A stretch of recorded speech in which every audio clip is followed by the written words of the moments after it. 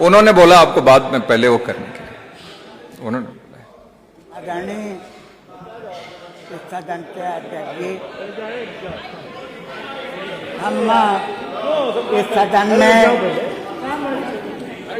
वेंकट चटर्जी का एक गीत वंदे मातरम का 150 साला जश्न मना रहे हैं। ये गीत जब से आया, इस गीत को कंट्रोवर्शियल माना गया। पूरे देश ने इसको कंट्रोवर्शियल गीत कहा, लेकिन लोग पढ़ते हैं, हम भी सुनते हैं। माननीय अध्यक्ष जी, माननीय अध्यक्ष जी, माननीय अध्यक्ष जी, आप बोलिए 1996 से इस सदन में हम आ रहे हैं।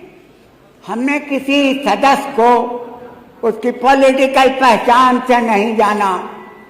इस सदन का एक परिवार है, उस परिवार के एक व्यक्ति के रूप में जाना, अपना भाई जाना, अपना रिश्तेदार जाना।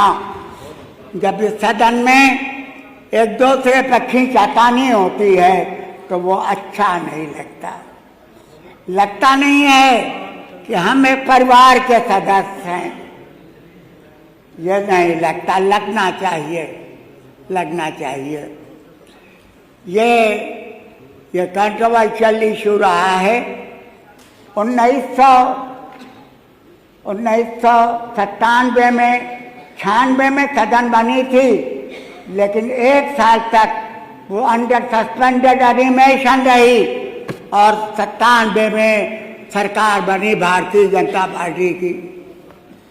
भारतीय जनता पार्टी के बेसिक शिक्षा अधिकारी ने, अरे वो मंत्री ने सर्कुलर जारी कर दिया था कि वंदे मातरम स्कूलों में क्लास शुरू होने से पहले अवश्य पढ़ाया जाए। मुख्यमंत्री नज़्वतुल उलमा के रेक्टर थे मौलाना अबुल हसन अली नदवी, वो पूरी दुनिया में जाने जाते थे। उन्होंने एक लेख अखबार में दे दिया। मुख्यमंत्री जी ने लेख पढ़ा और उस सर्कुलर को उन्होंने खारिज कर दिया और मंत्री जी को उसकी कुर्सी से हटा दिया। हाँ, तो ऐसा भी होता है, ऐसा भी कभी कभी होता है कि हवा का ओट लेके चिराग जलता है। ऐसा भी कभी कभी होता है कि हवा का ओट लेके चिराग जलता है।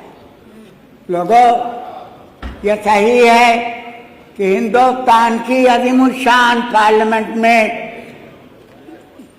20 घंटा, 10 घंटा लोकसभा, 10 घंटा राज्यसभा में इस वंदे मातरम के जश्न मनाया गया। यहाँ भी हम मना रहे हैं, लेकिन मुझे भय लगता है कि जश्न के पीछे कहीं कोई बहुत बड़ा हादसा तो ना हो जाए। मुझे भय लगता है कि बाबा साहब भीमराव अम्बेडकर का, जो ड्राफ्ट कमेटी के चेयरमैन थे, उनका संविधान कहीं दांव पर तो ना आ जाए। मुझे भय लगता है, मुझे भय लगता है। माननीय अध्यक्ष जी, बाबा साहब भीमराव अम्बेडकर ने अपने संविधान में खुद लिखा है, अपने संविधान में खुद लिखा है कि द डे विल कम, एक दिन आएगा जबकि जुडिशरी, एक दिन आएगा जबकि लेजिस्लेचर, जुडिशरी और एडमिनिस्ट्रेशन अपनी मनमानी चलाएंगे। द संविधान विल कीप नो मीनिंग, तो इसके बाद फिर संविधान का कोई माने नहीं रह जाएगा। संविधान हमारी आबरू है। संविधान दुनिया के सबसे बड़े संविधानों में से शुमार होता है।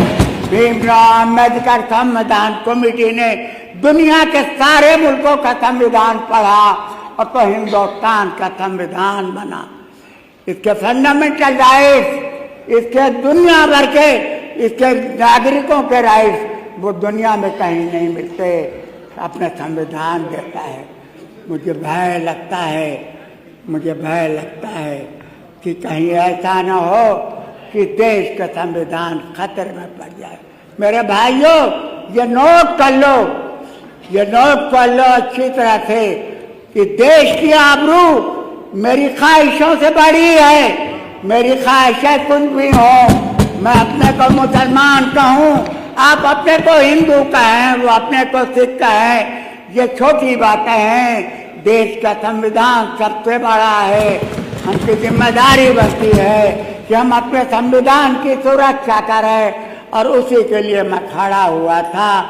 मेरे भाइयों, मैं उसी के लिए खड़ा हुआ था। आप सबसे निवेदन कर रहा हूँ कि सब कुछ खो देना, लेकिन इस देश के संविधान को मत खोना। वो हमारी इज्जत आबरू बनेगा, हमारी इज्जत आबरू है। आपसे मैं इजाजत चाहूँगा। बहुत बहुत शुक्रिया।